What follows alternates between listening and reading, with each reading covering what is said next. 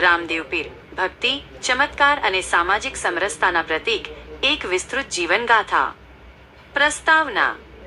ભારતીય ઉપખંડના લોક દેવતાઓમાં જેનું નામ શ્રદ્ધા, ભક્તિ અને ચમત્કાર સાથે લેવાય છે, તેવા બાબા રામદેવ પીર માત્ર એક પૌરાણિક પાત્ર નથી, પરંતુ તેઓ જીવંત ધર્મ, સામાજિક સમરસતા અને માનવતાના પ્રતીક છે.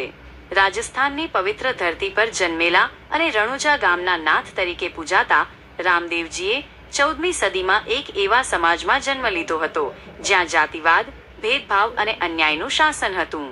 તેમણે પોતાના દૈવી અવતાર અને અસાધારણ શક્તિઓનો ઉપયોગ કરીને સમાજમાં ક્રાંતિ લાવી, લોકોને સમાનતા, પ્રેમ અને ભક્તિના માર્ગે વાળ્યા.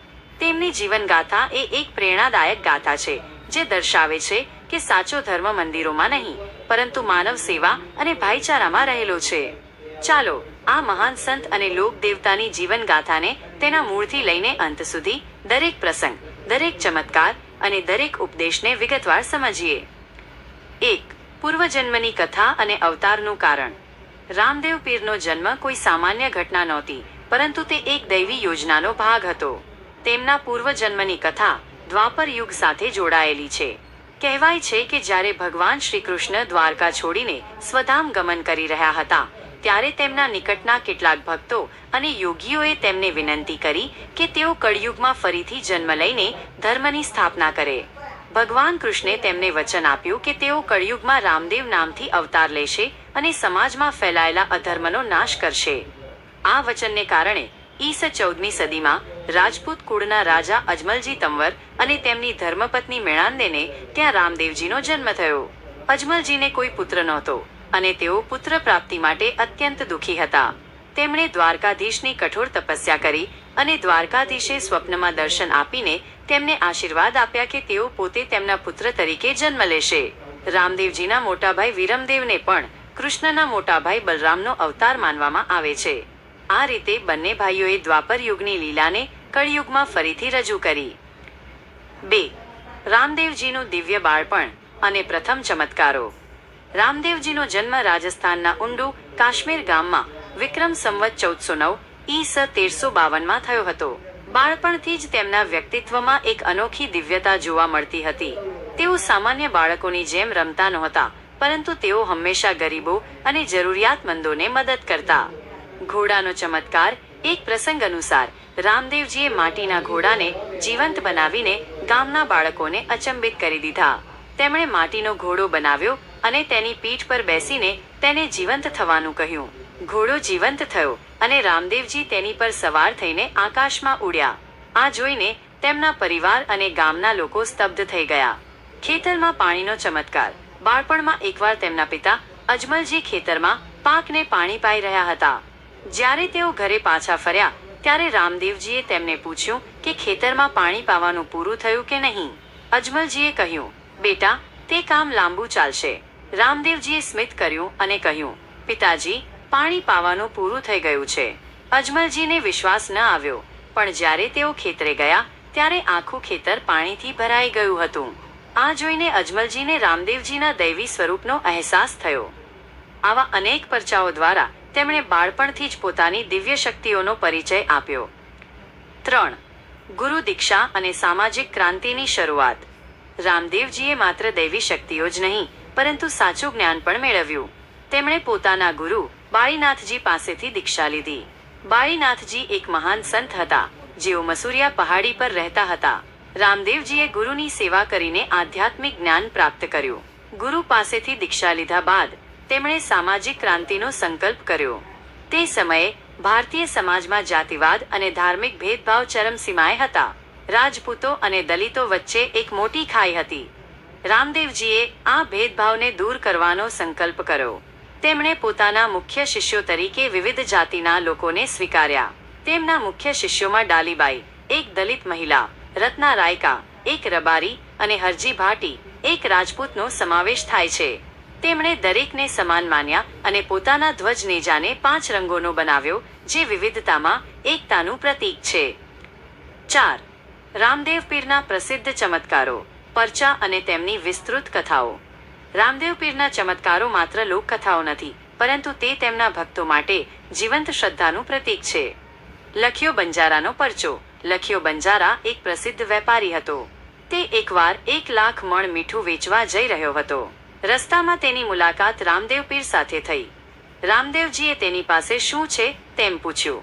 લખિયાએ વિચાર્યું કે આ સંત માગી લેશે, તેથી તેણે કપટથી કહ્યું કે તેની પાસે કંકર છે. રામદેવજીએ કહ્યું, તથાસ્તુ, તારું મીઠું કંકર થઈ જશે. લખિયાએ વાતને મજાકમાં લીધી અને આગળ વધ્યો. પરંતુ જ્યારે તેણે મીઠું વેચવા માટે કોથળા ખોલ્યા ત્યારે જોયું કે બધું જ મીઠું ખરેખર કંકર બની ગયું હતું. તે અત્યંત દુઃખી થયો અને રામદેવજી પાસે પાછો ફર્યો. તેણે રામદેવજીના ચરણોમાં પડીને માફી માંગી. રામદેવજીની દયાથી તેનું કંકર ફરીથી મીઠું બની ગયું. આ પરચાથી લોકોમાં તેમની પ્રતિષ્ઠા અને શ્રદ્ધા વધી. મક્કાના પીરોનો પરચો. એકવાર મક્કાથી 5 પ્રસિદ્ધ પીર મુસ્લિમ સંતો રામદેવજીની પરીક્ષા લેવા માટે રણુજા આવ્યા. તેમણે રામદેવજીને મળ્યા અને કહ્યું, હે રામશા પીર, અમે ભૂખ્યા છીએ અને ભોજન કરવા માંગીએ છીએ, પરંતુ અમારી એવી પરંપરા છે કે અમે અમારા પોતાના જ વાસણોમાં ખાઈએ છીએ, જે અમે મક્કામાં ભૂલી ગયા છીએ. તેમનો આશય રામદેવજીને શક્તિહીન સાબિત કરવાનો હતો. રામદેવજીએ શાંતિથી કહ્યું, ચિંતા કરશો નહીં. તેમણે પોતાના હાથની આંગળીનો ઈશારો મક્કા તરફ કર્યો અને તેમની પ્રાર્થનાથી મક્કાથી તે વાસણો હવામાં ઉડીને રણુજામાં તેમની સામે પ્રગટ થયા. આ ચમત્કાર જોઈને પીરો સ્તબ્ધ થઈ ગયા. તેઓ રામદેવજીના પગમાં પડ્યા અને તેમને પીરો કે પીર તરીકે ઓળખ્યા. ત્યારથી રામદેવજીને હિન્દુ અને મુસ્લિમ બંને સમુદાયો સમાન રીતે પૂજે છે. દુર્જમલનો પરચો. દુર્જમલ એક જાલિમ રાજા હતો, જેણે પોતાના પુત્રનો વધ કર્યો હતો. રામદેવજીએ દુર્જમલને ધર્મનો પાઠ ભણાવવા માટે તેના પુત્રને ફરીથી જીવંત કરી દીધો. આ ચમત્કારથી દુર્જમલને પોતાની ભૂલનો અહેસાસ થયો અને તે રામદેવજીનો ભક્ત બની ગયો. 5. રણુજાની સ્થાપના અને જીવંત સમાધિ. રામદેવ પીરે પોતાની જીવનયાત્રાના અંતિમ દિવસોમાં રાજસ્થાનના રણુજા ગામને પોતાની કર્મભૂમિ તરીકે પસંદ કર્યું. તેમણે આ ગામમાં એક વિશાળ સરોવર રામદેવ સરોવરનું નિર્માણ કરાવ્યું, જે આજે પણ કરોડો ભક્તો માટે શ્રદ્ધાનું કેન્દ્ર છે. વિક્રમ સંવત 1462 ઈસ 1442માં ભાદરવા સુદ એકાદશીએ રામદેવજીએ પોતાના જીવનને ધર્મ અને માનવતાની સેવા માટે સમર્પિત કરીને જીવંત સમાધિ લેવાનો નિર્ણય કર્યો. તેમના ભક્તો અને શિષ્યોને આ વાતની ખબર પડતા તેઓ શોકમાં ગરકાવ થઈ ગયા. પરંતુ રામદેવજીએ તેમને સમજાવ્યું કે શરીર નશ્વર છે, પરંતુ આત્મા અમર છે અને તેઓ હંમેશા તેમના ભક્તોની સાથે રહેશે. તેમના સમાધિ સ્થળ પર આજે પણ લાખો ભક્તો દર્શન માટે આવે છે. દર વર્ષે ભાદરવા સુદ બીજથી શરૂ થતી રામદેવજીની જાત્રામાં દેશ વિદેશથી કરોડો ભક્તો પગપાળા ચાલીને રણુજા પહોંચે છે. 6. રામદેવ પીરના ઉપદેશો અને આજની પ્રાસંગિકતા. રામદેવ પીરના ઉપદેશો સદીઓ પછી પણ એટલા જ પ્રાસંગિક છે. તેમણે જે મૂલ્યો સ્થાપિત કર્યા તે આજના સમાજ માટે પણ અત્યંત જરૂરી છે. સામાજિક સમાનતા. રામદેવજીએ જાતિવાદ, ધર્મ અને વર્ણભેદનો સખત વિરોધ કર્યો.